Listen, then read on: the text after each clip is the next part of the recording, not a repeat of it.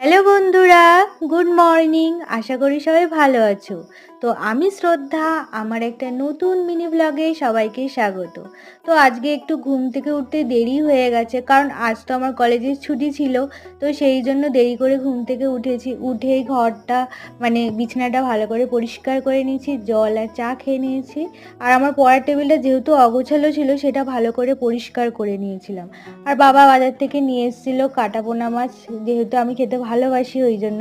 তো মা বলেছিল একটু ভেজে দিতে, তো মায়ের সাথে একটু হেল্প করে দিচ্ছিলাম কাজে। আর আগের দিন রাতে আমি ডিটক্স ওয়াটার ভিজিয়ে রেখেছিলাম, সেটাই আমি খেয়ে নিয়ে স্নান করে নিয়েছি। তো তারপরে খেয়েছি ভাত আর ঘুমিয়ে পড়েছি। ঘুম থেকে উঠে দেখি কি মেঘলা ওয়েদার। তো সেটাই মা বলেছিল ওপর থেকে জামা কাপড় তুলে আনতে, নাহলে বৃষ্টিতে সবই ভিজে যাবে। ভিডিওটা ভালো লাগলে অবশ্যই কিন্তু লাইক, কমেন্ট, শেয়ার আর সাবস্ক্রাইব করো।